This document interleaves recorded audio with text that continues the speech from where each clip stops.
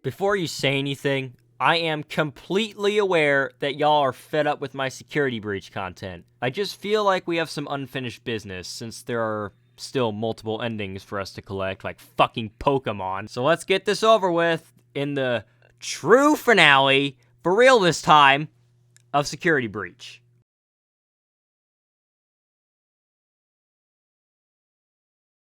So the first thing I should mention is the game received a decent update, adding a bunch of shit no one cares about. Among all this shit, however, is a save station that can be used in overtime. Yes, in overtime. Finally! Once you take the elevator in the lobby up to the main atrium, it's literally right in front of the elevator. You could not miss it. Unless you're fucking stupid. In that case, then you're probably going to walk right past it. The first ending we are going to obtain is the loading docks ending. It is literally one of the easiest endings to get in the game. All you need is level 7 security clearance, which you can get by performing various FBI raids on various security checkpoints scattered throughout the Pizzaplex. FBI, open up! Once you have level 7 clearance, head to the ground floor of the main atrium and proceed to the back left corner where Salads and Sides is located. Proceed into the back room and follow the conveyor belt to the very back, where you will find a very shitty elevator that's probably breaking several health regulations. Take it down and proceed to the kitchen where you got molested as a staff bot over a fucking pizza. I don't want to think about your sexual assaults.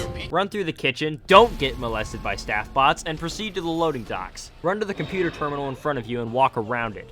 Walk to the door and select the leave option to obtain the ending. In this ending, a van is obtained by our dynamic duo, and they set off with nothing but the open road ahead of them. Hi, how are you? Ah! What the fuck? Get it off! Get it off! Get it off! So, after that terrifying scene, it's revealed that... Wait a minute. If Freddy's in the passenger seat, then who the hell is driving the van? Gregory? Anyway, the two idiots drive off into the sunset. Gregory also commits yet another count of property damage. Add that one to the fucking counter. And then... Freddy's battery decides to fucking die, leaving Gregory all alone with no one to help him. Until Gregory jumpstarts Freddy with the fucking battery, and they drive off into the sunset. What?!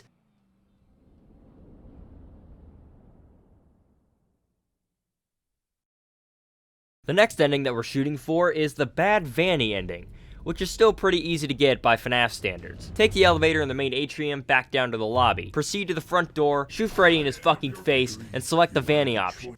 Note that you have to go through Phaser Blast and find Vanny's hideout for this option to appear. In this ending, Freddy decides he wants to be a world star and goes head-to-head with Vanny and her fucking staff bot army. Freddy then notices Vanny stalking him from her hideout, which he gets surprised by and presses the big red button to launch a thermonuclear war.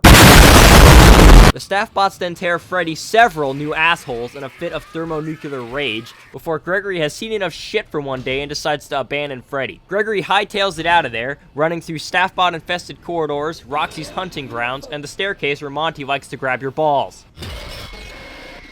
Run up the spiral staircase of alligator pedophiles, cross the bridge, and launch a thermonuclear war against Vanny. The staff bots then turn on Vanny and tear the bacon from her ribcage. Gregory then runs up to what's left of Freddy, who's looking a bit fucked since he got a new gaping asshole in his chest. Freddy then tells Gregory to fuck off before dying like a bitch.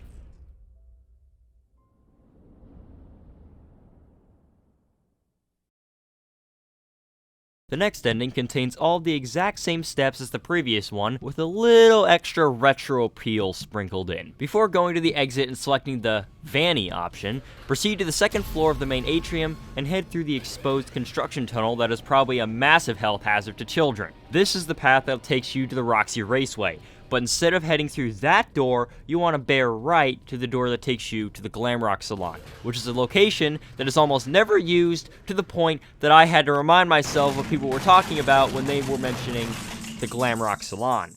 Proceed inside the salon, flash the staff bot, and head into the back room. You'll find this retro-style arcade cabinet labeled Princess Quest. in Princess Quest, you're a useless yellow bastard with a lantern, and your goal is to light all of the braziers by avoiding the creepy glitch gremlins and collecting hearts from chests so that you don't die in 3 hits. After wandering around for 5 minutes, your quest will lead you to a strange purple chest, which contains a strange purple key. Take this key and use it to unlock the only door with a purple lock. Proceed through the door and light the final brazier at the end of the long corridor to reveal a Black Monsters Inc. reject talking in cryptic glitchy text.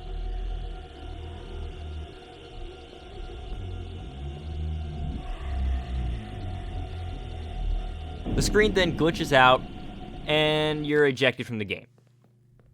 Congratulations! That's 1 down, 2 more to go. The next arcade game is located on the top floor of the Fazcade, where DJ Music Man had a fit of meth-induced rage and tried to devour you alive with one of his 8 Mickey Mouse hands. That's freaking creepy. Head to the storage room on the 3rd floor and head all the way to the back, where you will find Princess Quest 2. In this game, the princess has traded her pussy lantern for a shiny new sword, so you can finally go to war against the damn glitch gremlins and their new Mike Wazowski ripoffs. After lighting braziers and finding keys and shit, a bunch of colored braziers will appear in the spawn room. Use your awesome shadow powers to light the braziers and get the triangle-shaped groups pointing in opposite directions. Once done, a door will open which leads into the king's bedroom, and a prompt will appear telling you to fuck the king. Bash your head into the glitching door, and you'll find yourself in a classic FNAF office before being kicked from the game for cheating. The final game is located inside of Vanny's hideout in Blast, which means we can only get to it by starting the Vanny Ending. After running past all of the animatronics, going up the spiral staircase of children's tears, crossing the bridge, and witnessing Vanny's Fortnite dance moves,